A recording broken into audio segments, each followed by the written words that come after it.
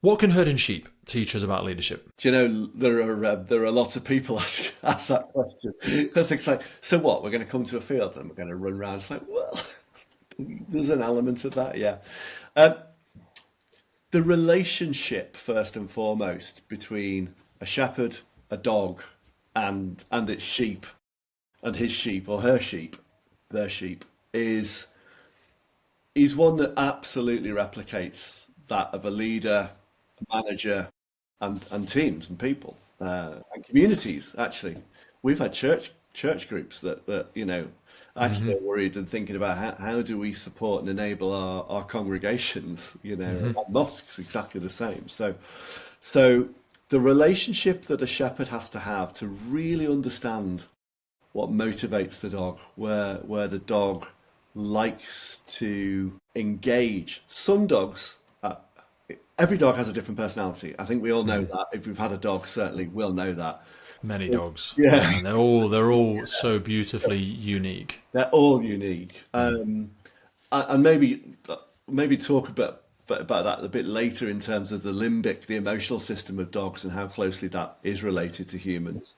But each dog has its own personality. Some are shy, some are brave and broad, and a bit bouncy. And actually, the shepherd has to understand that.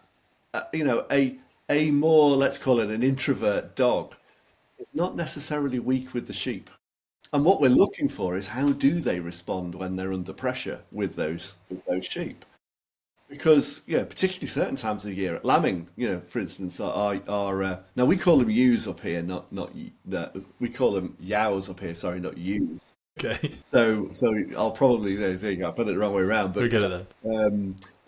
as a townie, I arrived saying, "So that's a ewe," and they laughed and they went, "No, lad, it's a yow."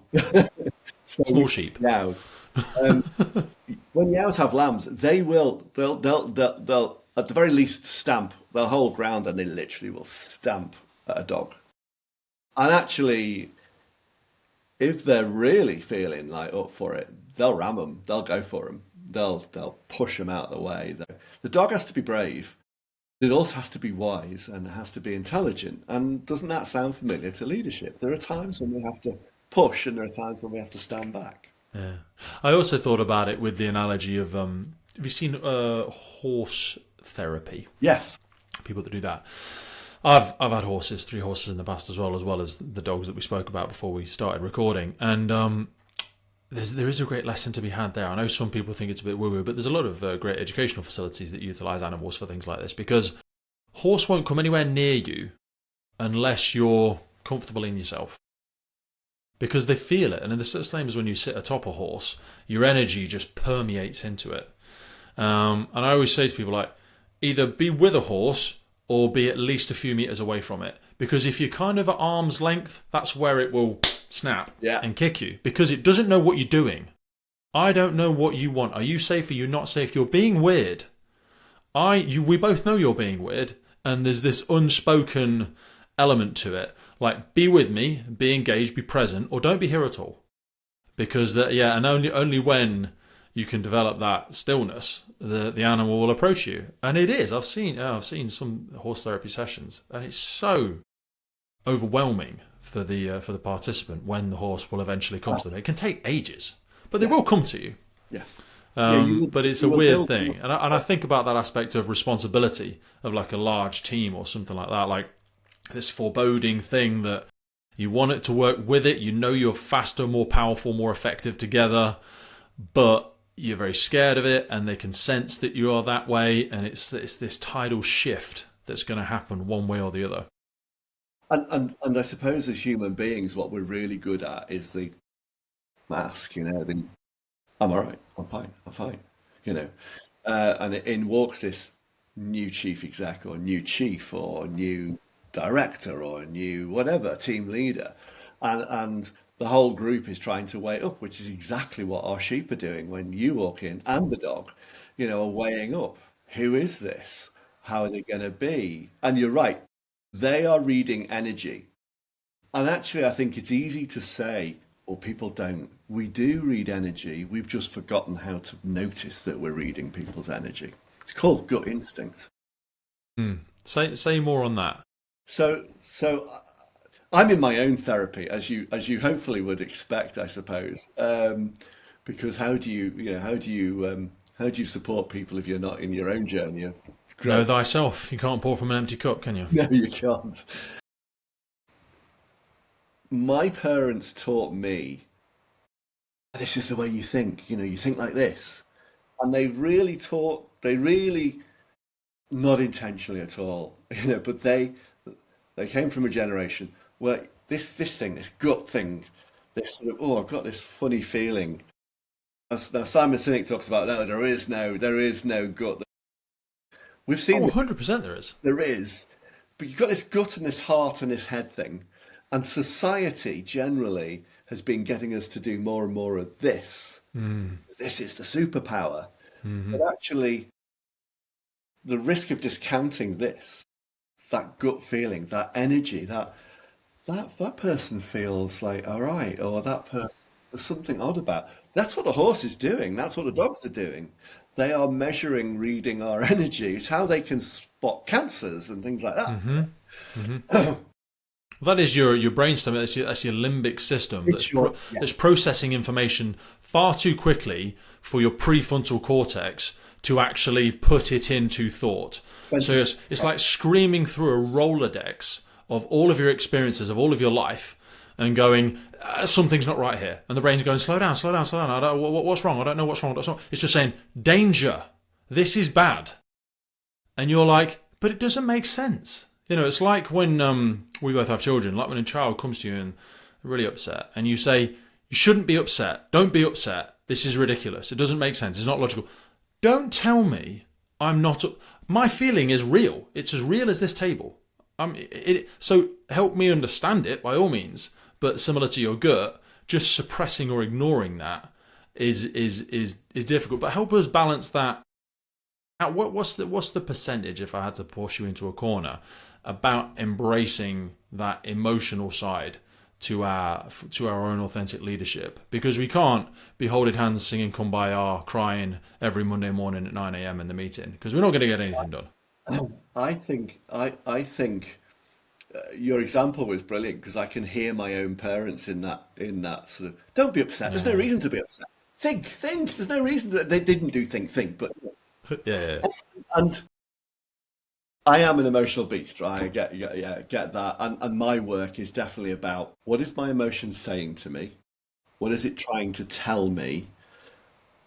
I'm not sure I would allocate a percentage, but to say that the more present as leaders we can be, the more useful your emotions will become, and less, as you say, either kumbaya or screaming abdabs, because that's where we go, isn't it, when we think emotions? But actually, somebody smiles at you, you have an emotional reaction, and it's basically dopamine. Like, ding. And a we mirror go, neuron kicks in. yeah. So for me, I think it's just be more in your awareness of your whole self, of your emotion, your thinking, your rational limbic, and your memory brain, because there's this bit at the back, isn't there, that remembers stuff and recalls it, which again works slightly faster. Well, if my memory serves me right, the limbic is the fastest. The parietal back here is 4 times slower, and this is 20 times slower. And of course, the bit when we do um, say drink too much and we wonder why our children have gone astray, they're not normally like that, and they've had some alcohol. Leaders are the same. We go out on socials and we're always saying as leaders, don't, just because it turns this bit of the brain off. It's the Yeah, safety valve, the safety yeah. valve. The filter. Don't do it. Did you ever read a book called Switch? I think it's called. Yes. Yeah, Yeah, when he Dan. talks about the elephant and the rider. Yeah. Perfect example. I love that analogy. For people that are unfamiliar, I'll fumble my way through and you'll clarify for me. But it was effectively around the rider is our logical brain. We need to go left soon because the turning's coming up the fork in the road. We need to go left because the elephant can't see it, but down there on the right is a cliff. we need to go left. So I'm just going to pull really hard left. And I'm going to keep pulling left, and I'm going to kick, and I'm going to do all the procedural steps to go left. But the elephant is the emotion. You can kick and scream and bash and pull and everything you wish. But if you don't get... The elephant might go left for a couple of meters, and they might sit down, it might fall over, or it might just charge right then and go straight through the barrier, and all hell is going to break loose. Or it might just drop down to such a glacial pace because you have not got the elephant on board. Like, maybe that's a useful segue for us. Expand on that for a minute, because I want us to... it's something I actually read on your website, is that 99% of the information on Earth is accessible to us all right now. You can find everything you want around leadership models, concepts, blogs, TED Talks, but it's almost like we're drowning in information and starved of wisdom. And I wanted to try and use part of this conversation to help piece some of those, as a first responder, some actual deployable stuff here. Some stuff that actually helps us. Otherwise, it's like we have a conversation about leadership. It's like a warm bath. We get out, we feel really good, and we go, "Oh, that was really enjoyable. What am I supposed to do with it? Don't know, but it was great." And I'll send a link to somebody else. Like, how can we use our emotion in a deployable manner to build more authenticity?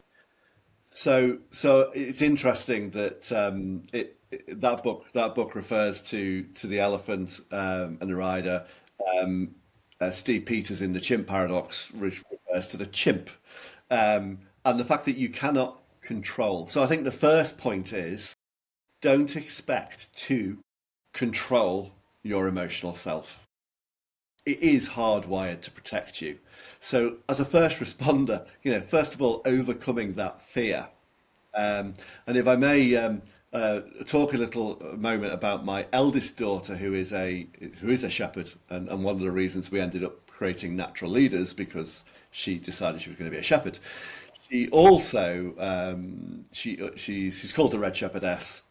She also ended up in SAS Who Dares Wins, so she was the first female cohort and got right the way through to the end.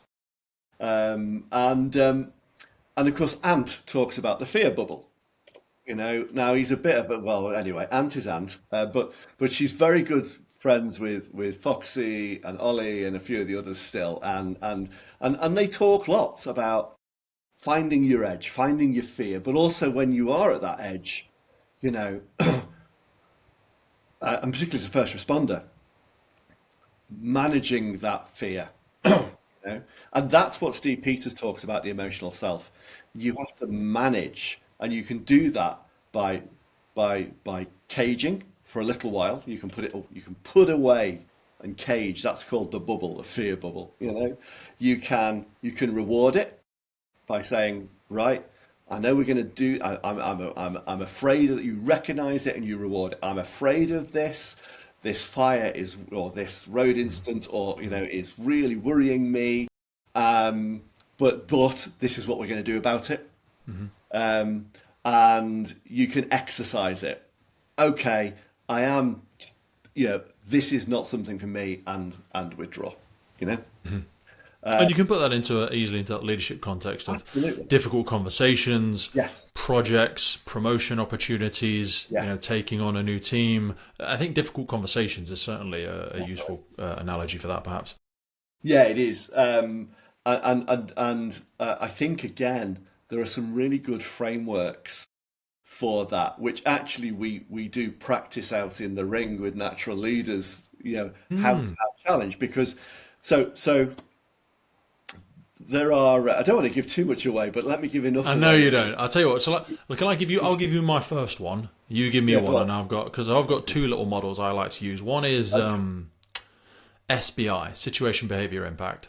Okay. So when I'm having a difficult conversation, it's useful to have a framework to say this is the situation, this is the behavior. So the first two are my observations, and then influence is where I'm making certain assumptions, and you'll have to forgive me on those assumptions, but this is the impact that I believe you had. And then because people don't know where to start with the conversation. And then if it's a little bit more formal, I like to use a model called BEEF, BEEF, because it's nice to remember because you've got beef with somebody else.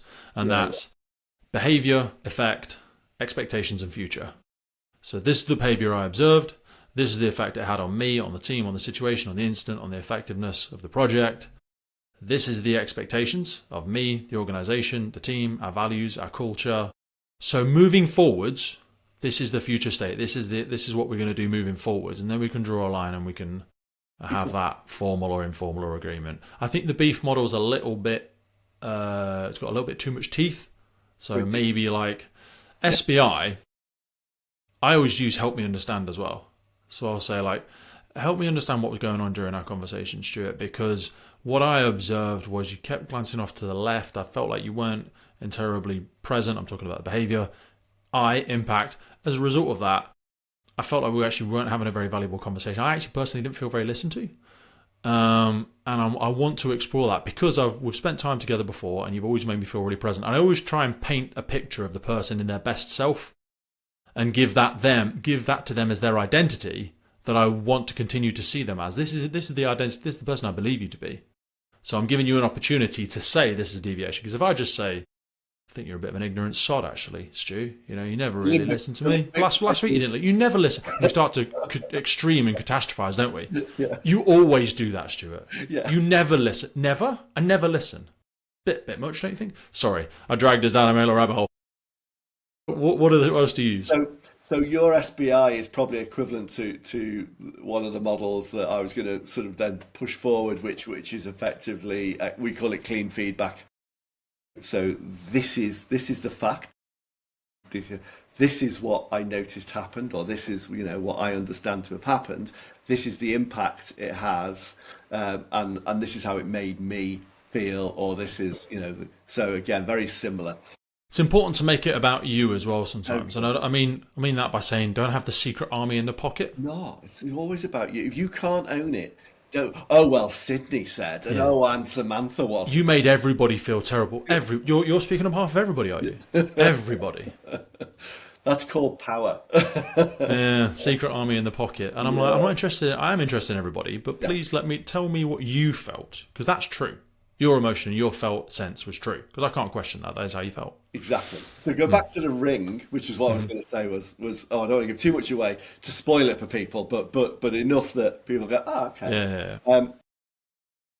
Managing, I was going to say controlling, but managing a working sheepdog requires some very simple commands. Okay, they basically start with an outrun.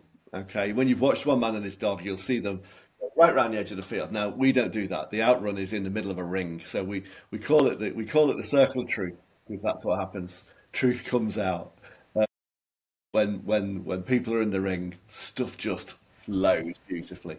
So the dog goes out, and it goes come by or away. So come by is to the dog's right or clockwise, and we always picture it as a clock. So as a shepherd, you're in the middle. As a shepherd, you're at 6, the sheep are in the middle, and the dog is at 12.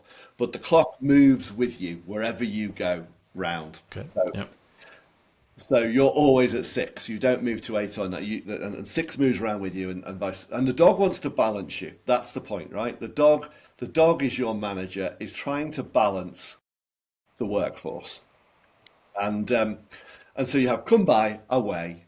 You have lie down. Now, lie down is the stop. So border collies are never taught to sit. They're only ever taught to lie down. Oh, wow. And they're never taught come back. They're only ever taught that'll do.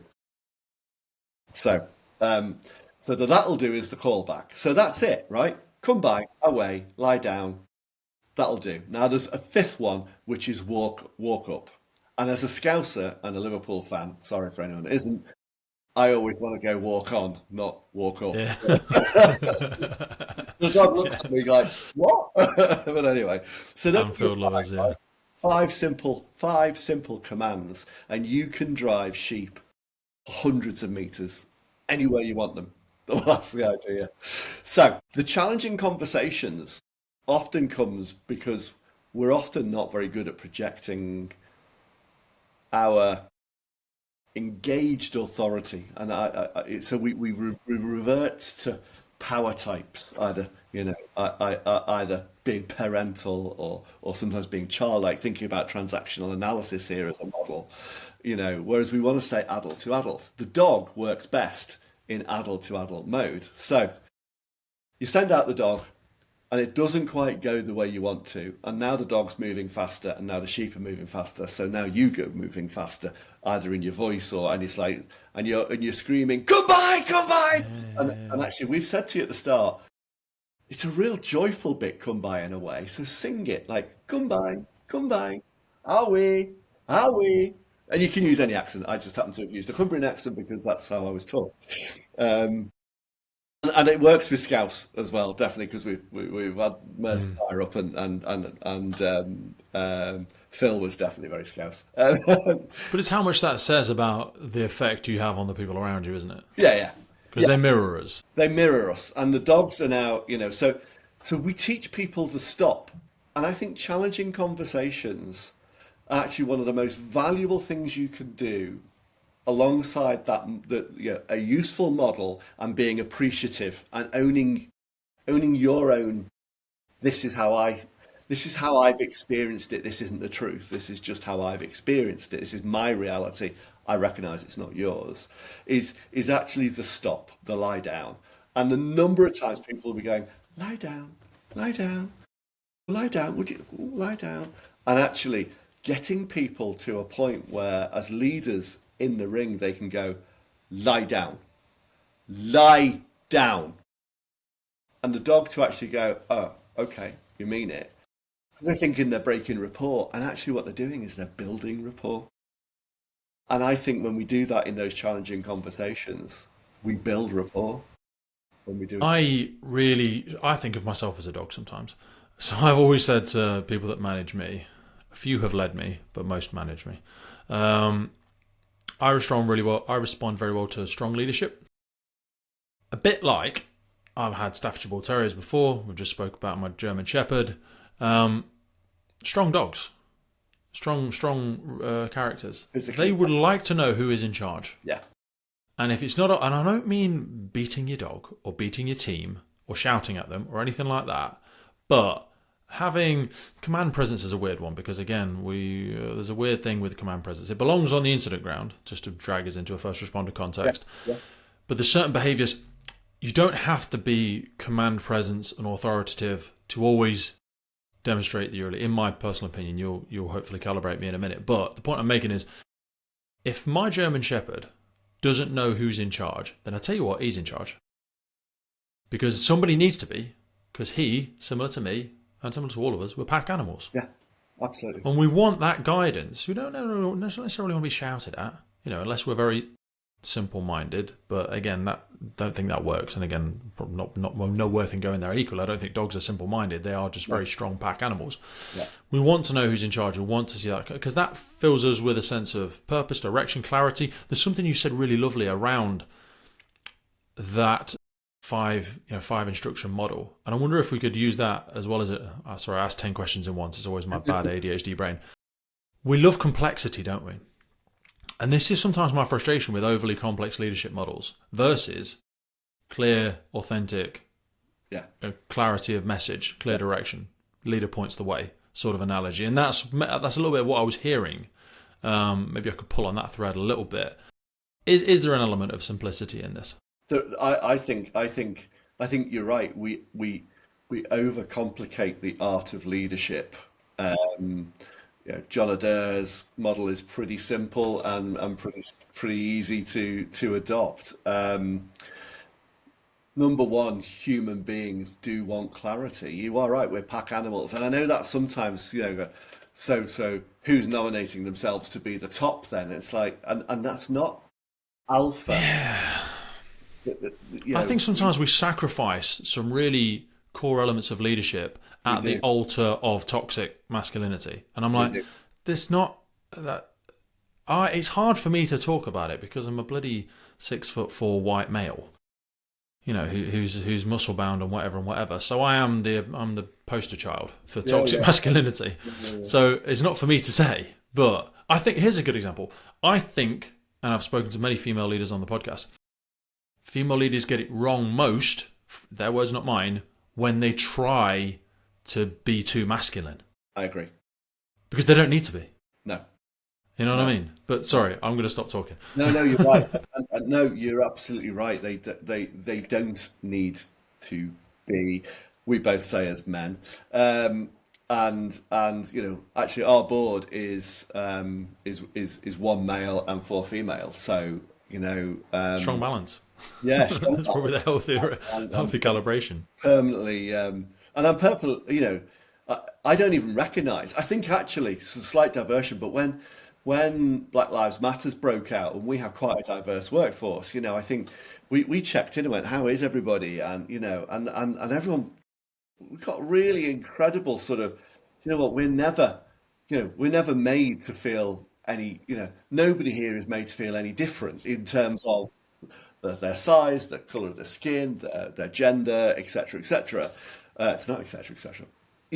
They're important aspects. Yeah. But what we hadn't counted for, and I was so pleased that some of our team really spoke up, and it wasn't to us, but here's the thing, it's great for us to feel safe here, but we have to travel into work, or we have to, and we have to. I said this the other day around bring yourself to work day. Yeah. Like what percentage of ourselves are we bringing to work? Yeah. And leaders, we've got that job to do, and you can't do that as an alpha leader because, again, without wanting to go back to the psychological safety is a really important factor that is relatively a new kid on the block in terms of a phenomenon that we've identified and codified. But it is importantly, it is something that we need to, as leaders, pay more attention to. And interestingly, those first 2 to 5 minutes in the ring is all about the relational psychological safety being built. And actually, we had an episode with an unnamed chief executive that had gone into the ring quite alpha, quite sort of, done the bonding with the dog at the start, sent it off, and then it all went wrong. Now, we had specifically had a brief from the chair that there were some challenges. So we made sure to put a dog in the ring that was more introvert and less easy with men than with women. Because that creates you an opportunity to learn. Mm-hmm. Unfortunately, the ranting carried on. Fraser, the dog, put himself out of the ring, over the fence, and back into his cage. God. But I'll tell you what happened. One of the executive team, and I think it was the finance director or the strategy director, I can't remember which, was watching. They were all watching, as they do, from the side of the ring. And went, that's what it's like in a board meeting. And they had no clue. Genuinely. I don't think they were, I got a beautiful letter 6 months later from them that said, hey, it's made a significant difference to how we work together as a group. But actually, B, I'm a better dad because of it. And those are the things. This is something we spoke about before we started recording, wasn't it? And that's why I think leadership is such a very difficult thing to develop, work on together, identifying people, 360 feedbacks and things like that, because it's a very, very personal. If I say you're not very good at cleaning boots, you're not very good at, doing projects, you're not very good at whatever, something that's procedural. Yeah. So you're not very good at a certain firefighting tactic or whatever it is. Something I can send you on a course for, and you can just learn it through, PDCA, systematic steps, EDIP, you'll get it all eventually. This is a very personal thing. If I say, I don't think you're very trustworthy, or I don't feel like you listen to me, or, these are, because then, as you alluded to there, I've certainly had it, and we sort of both shared a little bit around before we started recording, is, God, am I this way at home? Is my daughter scared of me? Is this why my marriage broke down? Yeah. All of those types of things. And I think that's why we can push back so hard against some of these leadership development areas, because I always think that, people don't leave organizations, people leave people. They do. I agree. Wholeheartedly agree. And that's really, really Yeah. Sad. And the truth of, and so go back to your very first question of, well, what is it about, dogs and sheep and leadership? There's something else beyond. And you could almost go, well, take the dogs and the sheep out. And yeah, actually, you're in a really unique experience where the likelihood of anybody in that group have done anything like this is very low. If we get mega successful, that might be a problem that we have to overcome. But right now, it's pretty low. And even when they have, right, and we had one guy who was a gun dog keeper, and he was a director in in the NHS. I'll come back to that story. Let me finish this. Let me finish this sort of thought. You're in this environment. You're doing something novel, so everybody's on the same playing field, and people speak truth, not aggressively and not, but they just have the space and confidence and safety to be able to sort of put something out there that they might never have put out in a Mm, hotel room or in a mm, conference center or and that is the bit that's really difficult to explain to people until they come and then they go, mm, oh yeah, get it, mm, you know. mm. So you're right. But sorry, let me go back. NHS. NHS. Part of the session, we take the dog away and we say, okay, well, let's get you as a team. It might be an operational team, it might be a new forming team, it might be, let's get four of you or five of you or three of you, whatever it is, set up a course and go, all right, you move the sheep. So they'll create a plan, getting the strategy, and this one occasion, here's a dog expert, knows dogs, told us all day, knows dogs inside and out. And actually, to be fair, on the first on the dog experience was not too bad and okay, to be fair. So that panned out. But he says, "Don't worry, everyone. I've got my sheep whistle. I've got my dog whistle. Sorry." So they decide they're not talking on this task. These four of them, but he's going to whistle them to get their attention for where he wants them to be. Well, it collapsed in a heap. It collapsed. It was brilliant. Well, it wasn't brilliant for them, but it was brilliant for us watching. Yeah. And they're brilliant for their teams, the other teams watching. Because that's the competitive element we bring in. Who can do it under time? What time can you do it in? Any faults, etc. So we score it a little bit like one man and his dog. Mm. Love that. And walking off the field, and I'm sure I've got a video of this, not for sharing, but I'm sure I've got a video of this. The three of them are like, he's walking in front, frustrated because it didn't work, and the sheep went everywhere, and they didn't get them through the gates and the hurdles, and they didn't pen them. They were literally swearing at him. If he blows that whistle's going to go somewhere. Mm. And so, you know, the stuff that just falls out about command and control versus good communication. I'll be honest, in that task, and if any of your listeners decide they want to come up, No, 100%. we'll talk about that and what we might be able to do to help. I desperately want to visit the site. I wanted to. There's a welcome mat open there and ready. I wanted to transition for a second because Yeah, it's something that I picked up on the website around, and it's something we spoke about. You have not young children anymore, but you have children and grandchildren. yeah, So you will, and you've been doing this for a very long time. You'll have seen how leadership has perhaps evolved as the world has changed as well. I wanted to ask you around some of, we talk about John C. Maxwell and some of the other John Adair's and elements that you've spoken about. Old, trusted, tried leadership principles, but how has traditional leadership needed to change and adapt in this rapidly changing hybrid working world that we're in now? Oh, it's still experimenting, I think. Mm, I think number one is we are now truly blessed with much more understanding about behavior change, neuroscience, biases, stuff that I'm sure the likes of Adair and Co were sort of aware of, and Jungian theory, and were sort of aware of, but weren't able to really map it in the way that we now have. So I think our ability to go, oh yeah, so that's discounting, or that's rule of thumb, or that's actually, time biases coming in.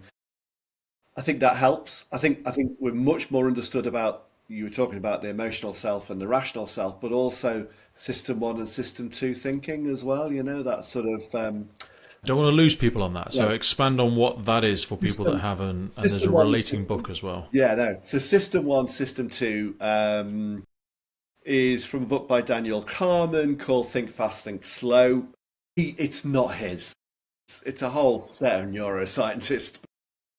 Yeah, he wrote a really good book that explains it. And system one is the automatic self. So it's like it's the driving. If you drive a car or ride a bike or play a musical instrument or play a sport, you'll see sort of sports people. Johnny Wilkinson, rugby player, was one of the first where he sort of stands along by the ball and he does this and he does that. And he's looking at the post and he's looking at the ball and he's got his hands there. And people go, what on earth's he doing? He's putting himself into what we call the automatic system. He has kicked 1 million conversions in practice. And his body has got used to the run, the steps, the swing, the movement, the energy, the action in order to get. And that's what the automatic system does for us. It shortcuts.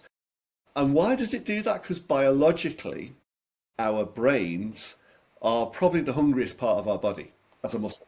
We are, even sat here today having our sort of explorations. The calories we burn. Well, after I do a pod, I couldn't do 2 of these in a day. Losing weight as we speak. It's amazing. It's a heavy cognitive lift, yeah. It is. So our brains are absolutely wired to get as fast as it can to a decision, and that's system one. So, that is, when you've driven somewhere and you go, can't remember the route I took, that's system one. System two is the thoughtful, effortful self, and is designed to protect us and effectively help us when we've really got to think through something. So if you remember The slower, more deliberate, logical side of it, yeah. If you remember, whenever you've first done something for the first few times, I remember my early driving lessons, which were too many years ago, but how knackered I was after half an hour driving because I'm physically having to think clutch, clutch gear stick, indicate. None of that happens just automatically. But now it does. Like 30 odd years on driving, not a problem. The thoughtful self is absolutely, essential to protect us, to help us with the decision making. However, the brain is wired to move away from that as fast as possible into system. It's trying to stretch that aspect between stimulus and response. Yeah, And exactly. I think that has been a difficult, constant reset button I have to do with my own leadership elements whenever I'm working with people, teams, or my own team, or whatever it might be, because we're so wired to respond quickly and effectively and efficiently, but it requires that stretching between stimulus and response to really slow yourself down, Yes. and be much more deliberate, much more analytical, leave space for thought. Like I used to really struggle rushing people. Everybody thinks at different speeds. Some people need Yes. time to deliberate. It's actually a common mistake. What I used to have a podcast in is the fear of silence, and I think people fear silence in general conversation. But actually, silence is good.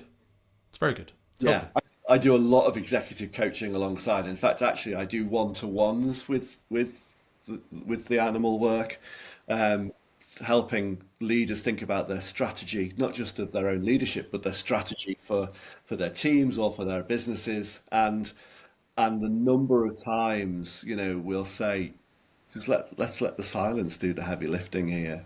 We don't need the space. Just be, think, allow your senses to just take in what you're experiencing because you'll make better sense of it. We do a session within Natural Leaders on the 5 levels of listening because the dog will require you to listen to the very deepest point of watching the body movements, watching the non-verbal cues. Trust me, That might help me. Take me there for a minute. Let's because honestly, total transparency. A lot of this podcast is a selfish university. They're effectively public coaching sessions that I do with people a lot of the time. And you know what? Actually, I know we spoke about podcasting before we came on. So before you take me on to the 5 levels of listening, I think becoming a better conversational partner, which I don't pretend to be, but it's something I really aspire to, because I think we're secretly all walking the world craving to be listened to. I think we have a lot of shallow conversation these days, and I think because as we become more and more technological as well, we're craving connection. I actually think it's why podcasts have become a lot more popular, because I think people are craving their ability to listen in on an authentic conversation, because nobody ever talks to me like that. No one even listens to me at work. You know what I mean? So that selfish segue aside, take me just flirt with me for a second on the different levels of listening, because I'm very personally interested in this. Okay, so no aid memoir at the moment. So if I could let me try and get to the 5, and you go, well, you should know these.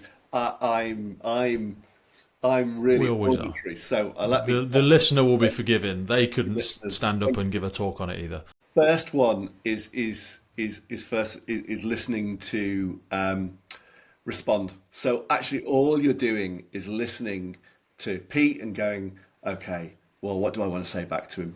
You know, and that's the surface level listening. So in a way, when we're controlling the dog, it's paying no attention to the dog and just thinking, I want the sheep over there, so I'm gonna just waiting for my turn to speak. Yeah. I'm not really even listening to you. I'm just ready to bark my next point at you. Exactly. Yeah. Next is listening to understand. And that does require more listening. You know, what is that? I'm really, the next is listening with empathy. You know, so I'm understanding, but what could that mean for them? What are they? You know, so. I think people get the empathy versus sympathy can be a real trip up if you get them wrong. Yeah. And you say, the project just failed, or actually, Pete, my dog just died. And I go, oh, I know how you feel, Stuart. Why is your dog dead, Pete? No, well, shut up then.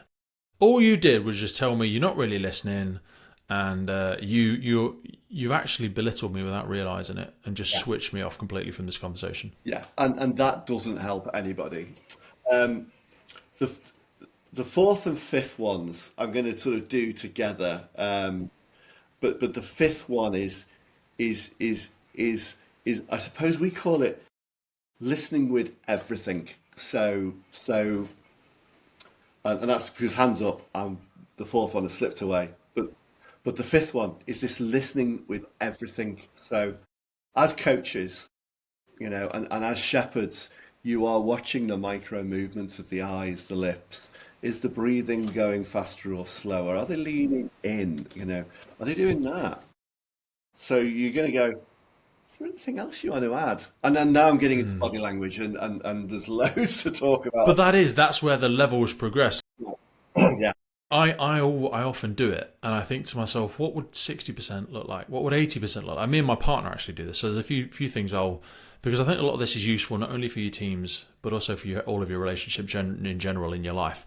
Like me and my partner regularly say to each other, what would 90% look like now? Like, what if you were 90% present with me right now?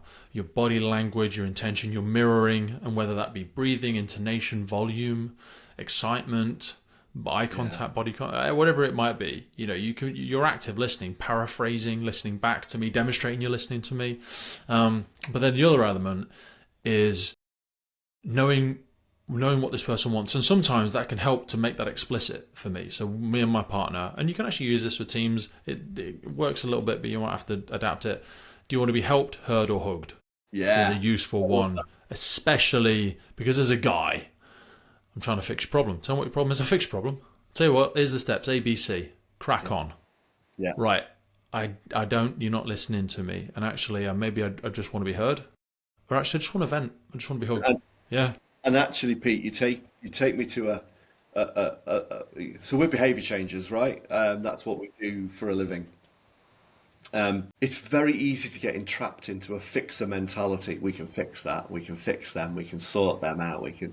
And actually, there is only one person, as a leader, as a manager, as a team member, but particularly as leaders, there's only one person that can fix themselves, and that's them. And our job is to enable, and that takes me to the point of, do we as leaders empower our teams? I don't think we should even be. I mean, do you know what? These remarkable people have learnt to talk, learnt to walk, passed exams, got professional jobs but don't worry, because we're going to empower them. I actually think we're all born with all of the empowerment we need. I think as leaders, our job is to get some crap out of the way, barriers. If you want to call that disempowerment, you can say, well, what's the difference between, removing disempowerment and empowering? Well, removing disempowerment leaves people enabled, and actually that means they have the psychological ownership. That, as leaders, is essential. Two things I want to pick up on there. One, which is a build for me, and actually, it's something I disagree with because I was listening, I was looking at a bunch of stuff that I spoke about in leadership before we came on today, and John C. Maxwell, was reading a quote from him, which was, "A leader is the one who knows the way, goes the way, and shows the way." Now, it's a nice little thing for him to say during speeches. I actually disagree with that because I don't think the best leaders always need to know the way. No, they don't. Because I could be chief officer, I could be a CEO of an organization, and I, as part of my senior executive team, there's a lead of finance there, there's a lead for assets, recruitment, HR, procurement, whatever. I don't know what they know. No. I don't even know the sector. No. I'm a leader. I should be there to remove and that's another one as well, which is effectiveness through subtraction versus addition. I think this is a leadership thing that a lot of people get wrong, and myself included. Yeah. I mean, I look at all of the stuff that we do with the podcast sometimes, and I go, why is this taking so goddamn long? Why is there so many goddamn steps? Well, because every time we get a new software, we get a new thing. I was talking to you about Riverside that we're recording on today. Yeah. New system. Any leader can come up with something new. I think it takes true leadership to stop doing something old. Yes. And then discounting that, because those sometimes are, they unbundle and they take away from the bottleneck. They unclog the system. Do you know what I mean? So that helping the team through subtraction versus addition, rather than going, right guys, I know you're really busy, but here's the new leadership thing that we just picked up from our recent leadership getaway, and we're all going to do this as now. Wicked. What are we going to stop doing to make room for this Thursday afternoon meditations? No. You're going to keep doing all the other stuff as well. You're right. Just do this on top. You're right. Organizations love just layering up and not actually clearing out. And you're right. Leaders don't have to know everything. In fact, actually, I think for me, the best leaders I've worked with and worked under have been the ones who going, this is what I know. What do you know? And how do we? And that, in a way, is where we move away. So you asked me about this moving feast of hybrid working and the changing workforce, and the fact that the generations coming through have, like we did coming through, have very different ethoses and beliefs about work. I think for me, the role of leadership remains the same: to be clear on the direction, the what, to work and really understand the motives and power through that. Why are we doing this together? That should be formed out of everybody, but you're owned by the leader or leaders. But the how is the place where you pass over and enable people to do their thing, to make it work. And I think too often leaders want to play and drop into the how. And that takes you back into the field where very quickly people get used to running the dog and feeling comfortable, and then they start to predict what should happen next, and they stop listening and looking at the dog who's now saying, actually, I want to be here. If you could move over there, I can balance for you, but you're ignoring me because I'm only a dog. And that's what happens in leadership, isn't it? It's like the leader goes, yeah, I know best. This is where we're going. This is what we should do. And I think that might be a really useful segue just for a second, because I struggle, and I'm sure a lot of people might be able to relate to this in first responder community, with the changing way of life and the changing work-life balance of people.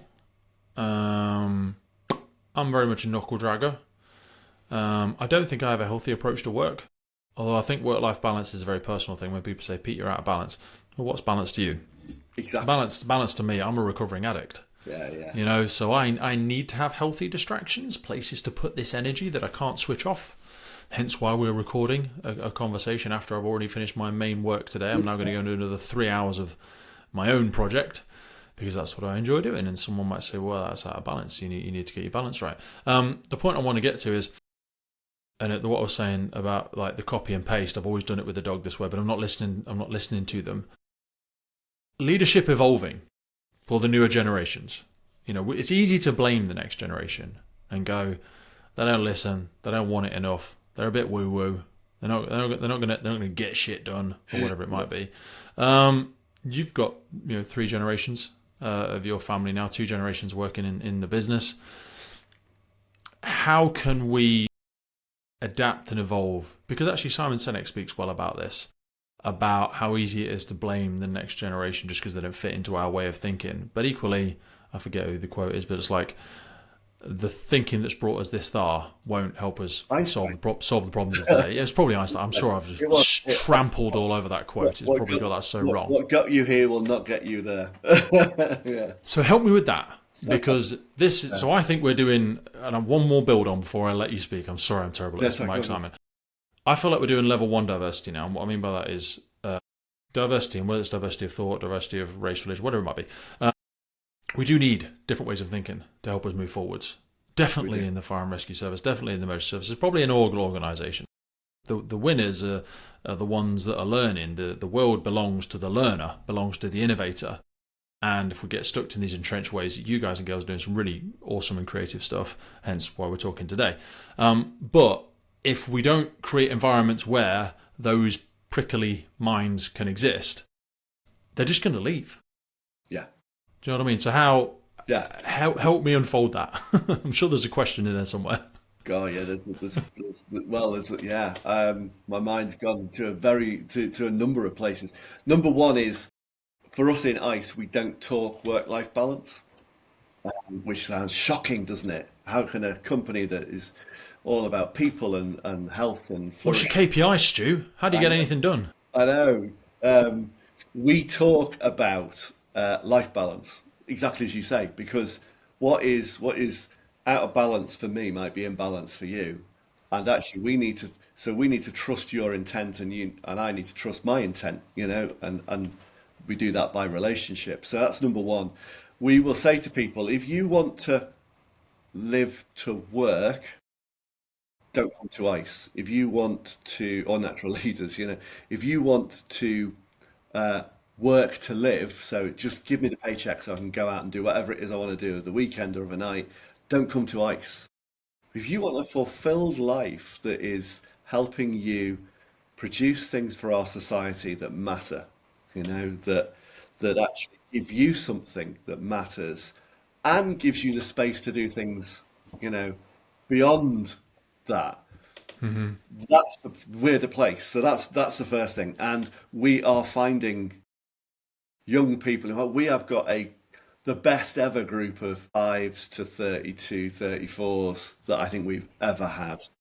So I agree with you. The thought of you can't find them, then there are people who absolutely go, yeah, I want to really bring my whole self, to my work, because I want to bring my whole self to my life. I think that's the saddest reality of, just to make it selfish for a second, the saddest reality of this weird thing that I do. I'm not saying it's remotely good or anything like that, but it's had nearly 1 million downloads and seems to be doing something. It does good. It shares. It exists completely separate from the organisations that I work for.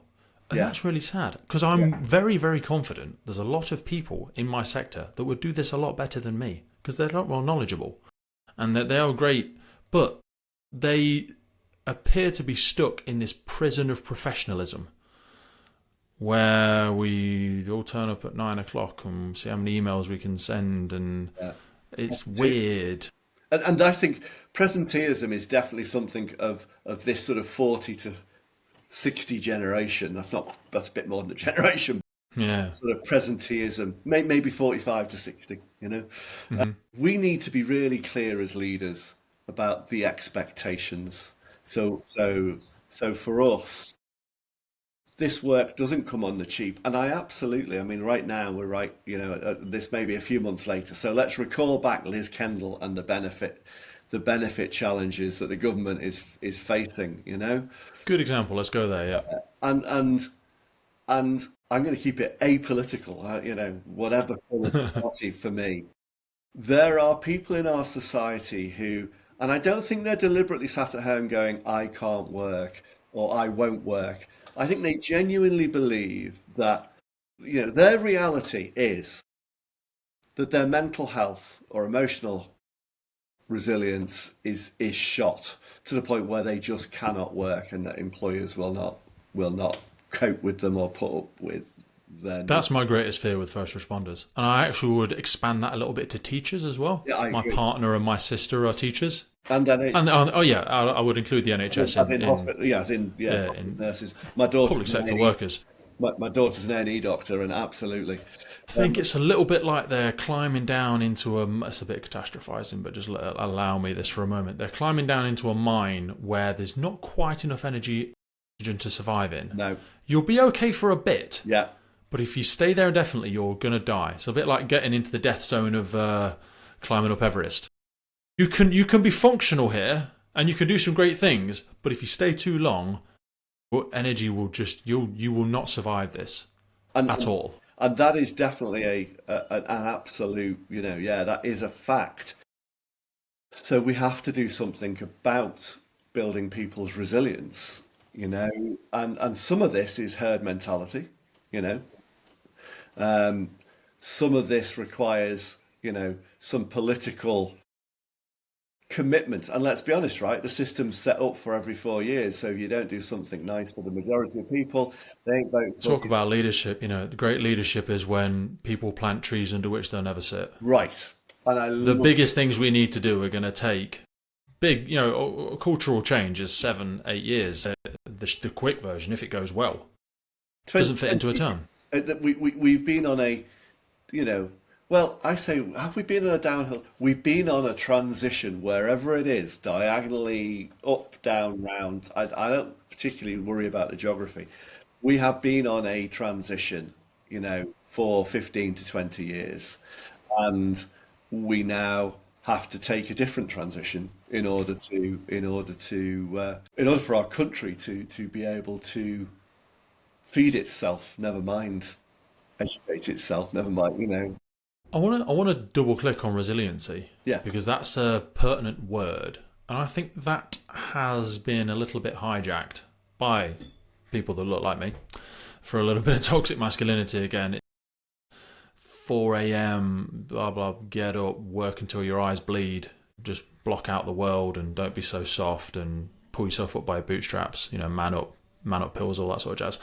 How do we do? Because you've got That's not resilience. you've got children, you've got a team, a company.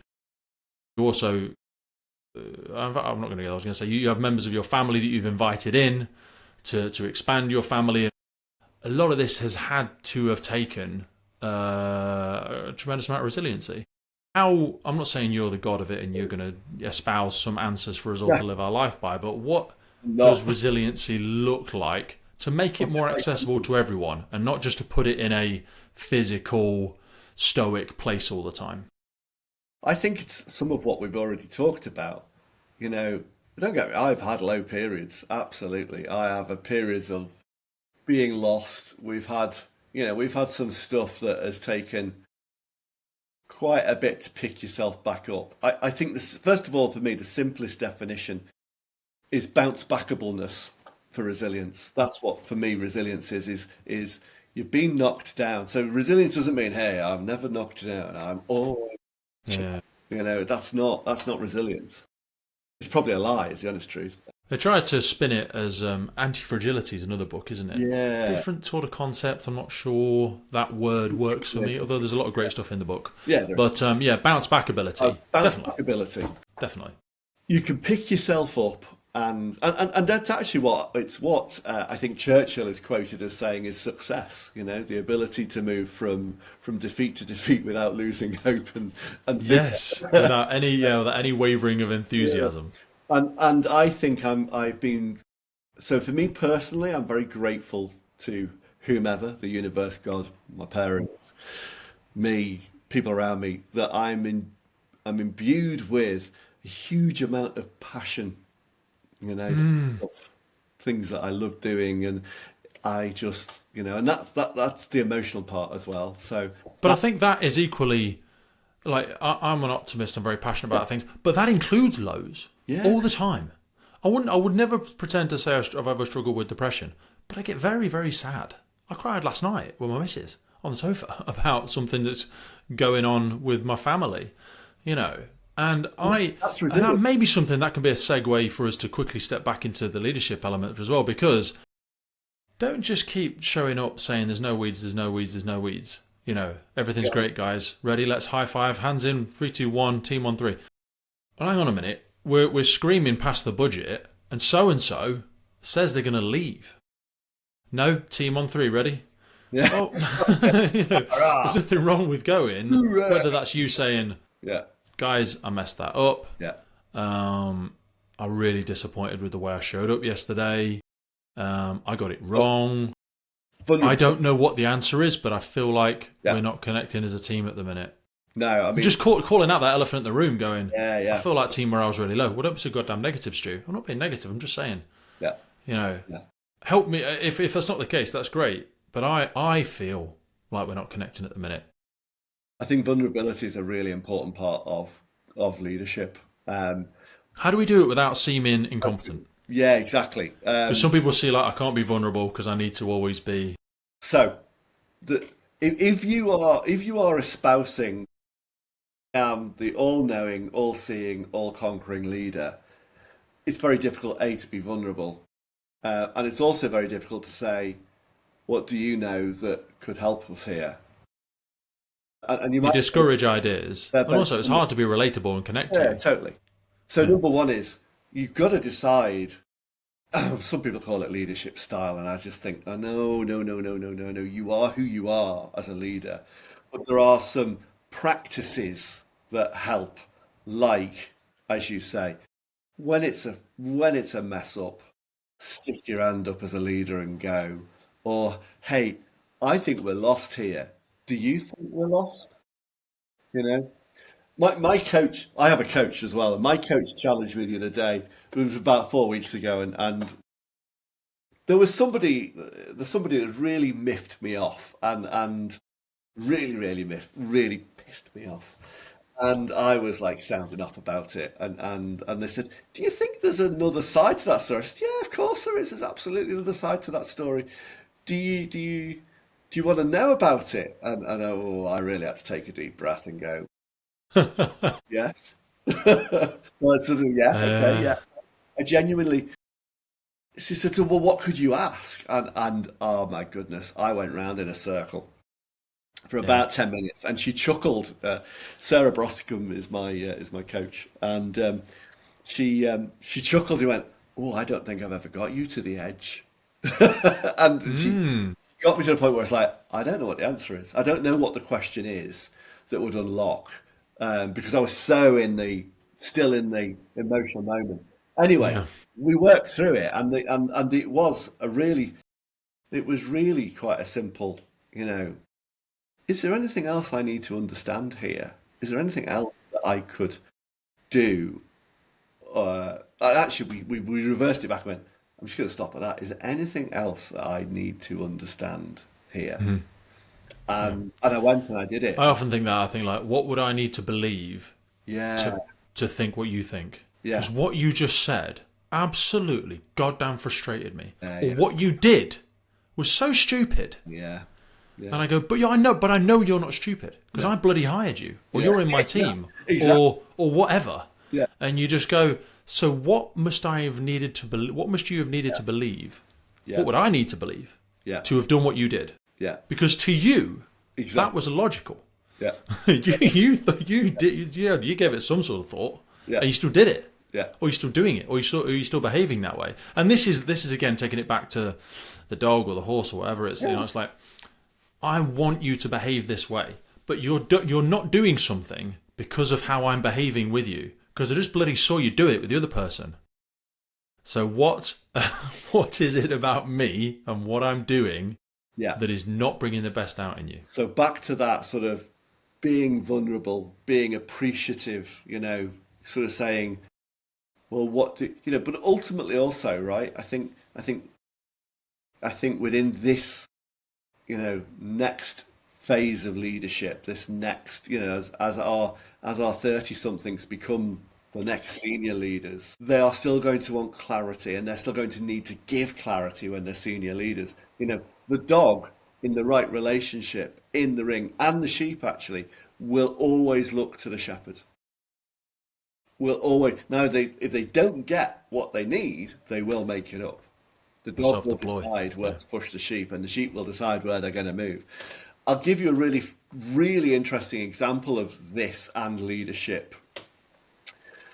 We hadn't bought the farm in before the last foot and mouth. So the last foot and mouth had come and gone, but about 3 years after we'd bought the farm, as in 3 years before we bought the farm. And I was talking to one of the sort of senior figureheads around here, shepherding wise, and they were telling me a story that the army had come in, obviously, farmers devastated. And again, right, talk about parallels. We put a major amount of energy and effort into refining our sheep, But do we put the same amount of effort into ourselves and into our dogs? Good shepherds do. Poor shepherds don't. So hold that one. So you can imagine these shepherds have got generational investment into the size of the sheep, the shape of the sheep, the wool, the meat, etc., etc., and are now being told by the Ministry of Health or Agriculture they've got to be destroyed because of foot and mouth, and it's the right thing to do. It's not up Yeah. for grabs. They clearly don't want to go up the fells, bring their sheep down to the slaughter, and I think Yeah. actually that's a pretty horrific thing to ask somebody to do. So the army stepped in, but here's the thing, right? Most of our sheep are hefted, i.e., they know where they live and they know the routes they take up and down. Come lambing, come shearing, they come down and then they go back up on the fell, etc. Well, the army don't know the route, so it's a bit like a new manager, new leader arriving. They Yeah. don't know the route, and these sheep are scattering everywhere. It was only when the shepherd, and this happened a number of times, I'm told, it was only when the shepherd says, "Okay, I'll come up with you." And they didn't have to do it on their own. They had the army with them, and they had a dog. But they let so we don't go left there. We go right through that gate, and then we come down here, and then we go through here. Perfect. So there's just clarity of where we're going and assurance. And you're right. It's okay to put your hand up and go, "Yeah, we're not in a great place," or "I'm confused," or "I'm lost," or "This has peed me off." But you have to bring two things, I think, to that: the clarity of of of of the final decisions of where we're going to go next, what we're going to do next. But before that, the reassurance that whilst you may not have the answers, you'll work diligently with those people to work it out, and you have confidence that they can, because that's anchoring them, isn't it? In terms of behavioral science, that's anchoring them to, I have the faith and belief and confidence that we together will succeed. We'll fight them on the beach, we'll fight them in the air, we'll fight, it's Love that it. sort of Yeah. that. You asked me to come back investing in ourselves.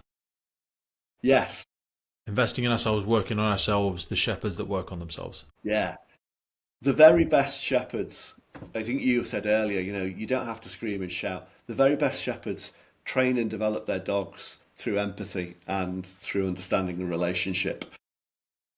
And they work on themselves because they catch themselves when they're about to become emotionally reactive to the dog that for the 15th time has tried to push their sheep through the gate when you wanted them to lie down. And so I've seen some amazing growth and changes in the shepherds that we know and we sort of work with, and who work with us actually through the program. Actually, they learn through the program just as much as I think our delegates do about leading, but they work on themselves. They understand. They grow relationships. They develop such deep relationships with the good ones with their dogs. I think that's maybe just to expand on that for me again personally as well. It says something we were talking about before we came on about how little we know. I think I lost a lot of confidence towards the back end of my 20s. It probably wasn't visible to many people around me, but what the point I'm making is I used to have about 7 different businesses: gyms, cleaning company, pizza company, caravan company.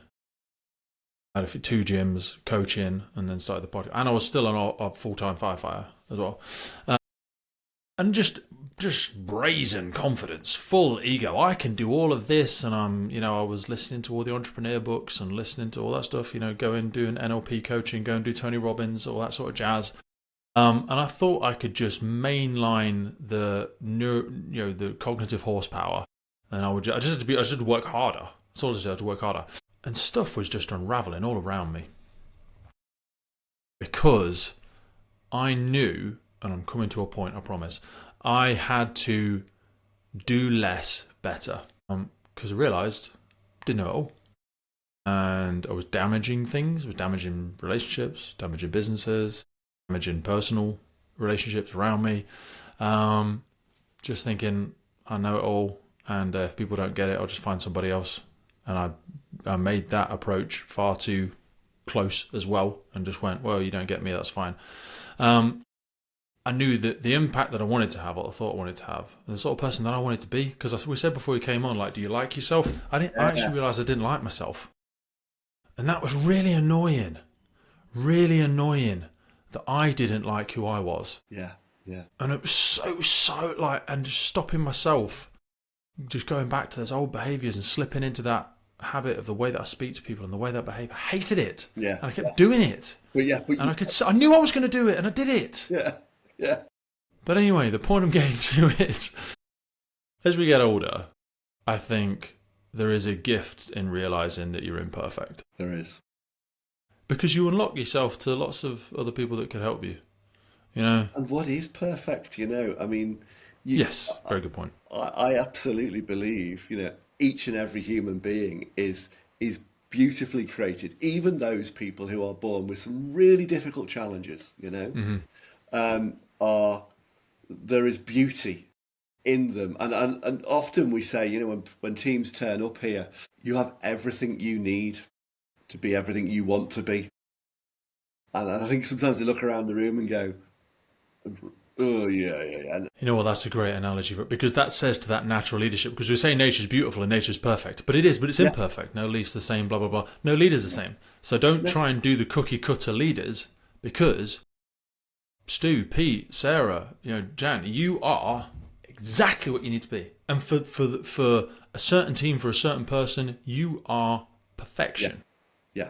Going back to an earlier point that you made, you've just triggered me a thought that a lot of the challenges we face when we get a team up here is that, particularly say they're an executive team, and we get quite a few executive teams. So you've got your FD, your chief exec, you might have your HR director, strategy director. There'll be a whole group, 8 people, whatever. And you've got a project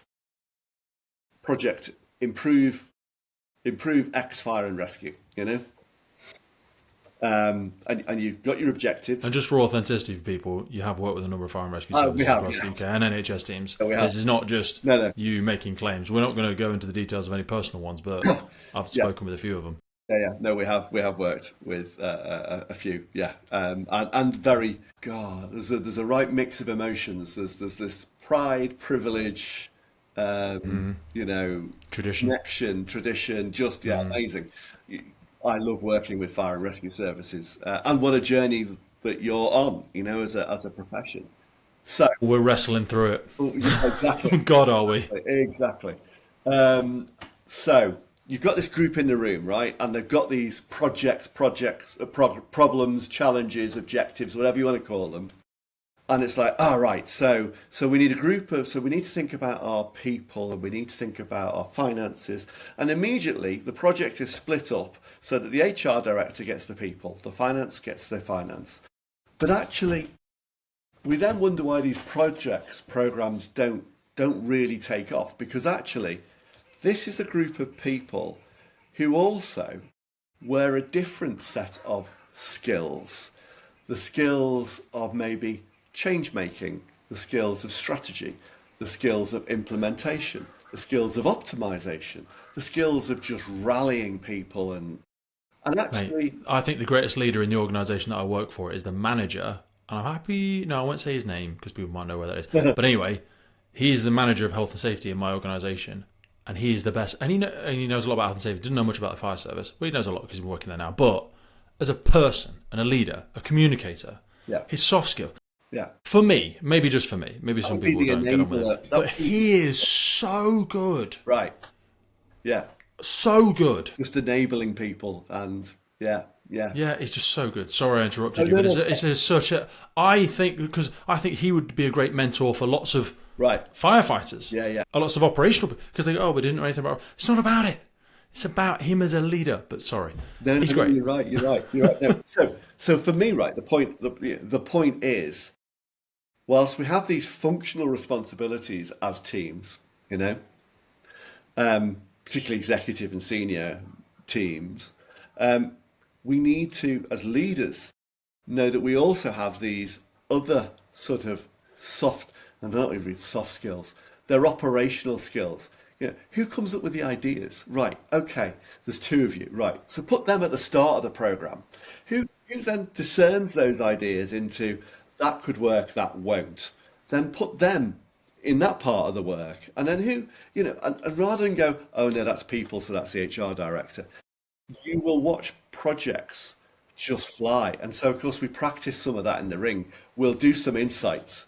Oh God, I'm overqualified in SDI, insights, MBTI, Myers-Briggs, Yeah, AAM, EQI. I mean, I pay there's another lots. one. There's the tool builders, and then Yeah. there's the bell bin, and there's all that So jazz, yeah, isn't there? so this probably relates more to a behavioural Belbin-esque model.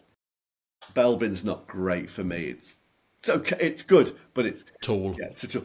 But a lot of these tools, they take you what we would call snorkeling. That's probably the way we would explain it. Very surface, I mean, I know a fire service and a few police services that have run Insights. I'm not criticizing Insights; a great tool, for what it does, but actually it doesn't go. So which bits are you losing energy with, which bits, and how do you adjust that, and what are you going to do with that? And so we need to give people some insights that actually they go, do you know what? Actually, my consideration is maybe a bit lower than it needs to be for my role, so it's costing me energy. Consideration is the altruism piece. So if you're low considerate, you might be experienced as more selfish, more dependent. If you're high, you might be considered more altruistic, thoughtful, and etc. Now, I've worked with a couple of amazing, really successful chief execs who are low consideration. But the switch of being able to say to them and practice it out here in the ring with the dog, when it's not listening, and go, so what's going on for you in this consideration? How you feel like it's just not compliant, like it's not just, you Yeah. getting really nipped off with it, and they go, yeah, and oh my God, that happened to me last week when I was in the board meeting, and the flipping finance director did the same thing again. But now they Yeah. can name it and they can go, I'm prepared to give it this much energy. So the emotion and rational brain is, we've got to think about teams in that way, not just in titles of roles. And that Mate, again, for us, is where perfect. natural Yeah. leaders offers you a flat playing field. reimagine you as a team and how you function together. Mate, I absolutely love that. I'm desperate to come and spend some time with you. You've been very kind to offer me 2 occasions, I think, that just clashed with Still, diaries, but I really would we'll love make to sure it come and happens. spend time with you. We've been talking for well over an hour and a half already. Time just absolutely flies. I know we could go for another 2, but as I spoke to earlier, and we talk about keeping our promises and being authentic, I have a date with my daughter this evening, so I'm going to be respectful of both of our times and keep my promise. But I'd love to do a follow-up conversation with you at some point. I know it's taken, total transparency again, so it's taken us 3 occasions to plan this, I think. All my fault. The universe has said it should be today. That's all I need That's to know. it.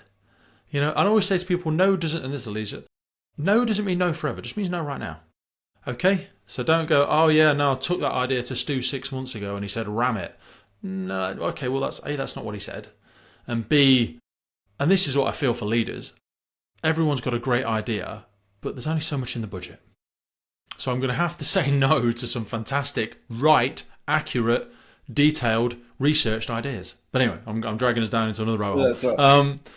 I would. Is there anything we would love to leave the listener with? We're going to put references. We're going to put links for people that want to go on. So if you look below this, everybody, you'll see a link to icecreates.com, and you will also see a link to Natural Leaders, which is some of the element that it's an offshoot, effectively, of Ice Creates. So we're right in saying it's an offshoot. It's a specialist element. Yeah, specialist to it. Yeah.